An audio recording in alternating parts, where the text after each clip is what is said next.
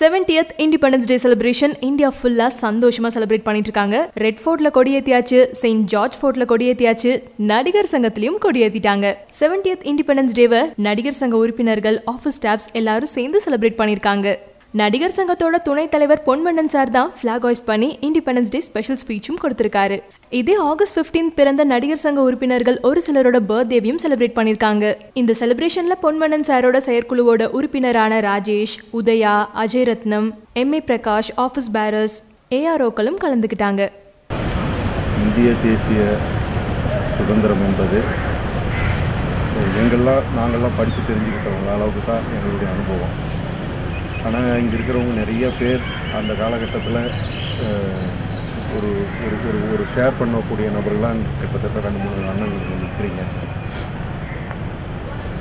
படித்து தெரிஞ்சுக்கிட்டதுலேயே பார்த்தீங்கன்னா அவ்வளவு மிகப்பெரிய போராட்டங்களுக்கு இடையில தான் அது கிடச்சிருக்கு. அப்படிங்கும்போது இன்றைக்கி இருக்கிற நம்மெல்லாம் அதை பெரிய அளவில் கொண்டாடுற மனநிலையோடு அது எவ்வளோ தூரம் இருக்கிறோம் அப்படிங்கிறது எனக்கே தெரியல.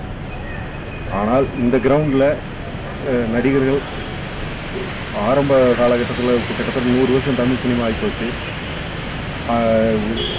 பிஃபோர் இண்டிபெண்டன்ஸ் பார்த்திங்கன்னா 40 வருடம், 1916னா கிட்டத்தட்ட 30 வருஷத்துக்கு முன்னாடியே சினிமா வந்துடுச்சு. அந்த 30 வருஷத்தில் சினிமா பதிவு பண்ண சுதந்திரத்துக்காக பதிவு பண்ணின விஷயங்களில் மிக முக்கியமானது இந்த பூமி கே. சுப்பிரமணியம் அவர்கள் ஆரம்பத்தில் நம்ம நடிகர் சங்கத்தை உருவாக்கினவர் அவர் தான். பத்மா சுப்பிரமணியம் அவங்களுடைய அப்பா.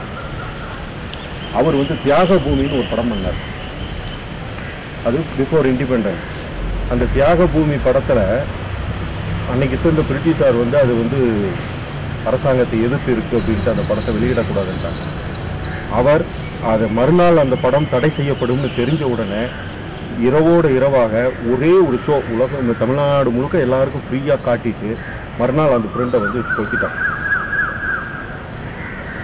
அது மாதிரி இந்த மண்ணுக்கு சொந்தக்காரராக ஆரம்ப விதையாக இருந்த கே. சுப்பிரமணியம் அவர்கள் சுதந்திரத்துக்காக அவ்வளோ தூரம் ஒரு படம் எடுத்து அவ்வளோ தூரமெல்லாம் தியாகம் பண்ணியிருக்கார்.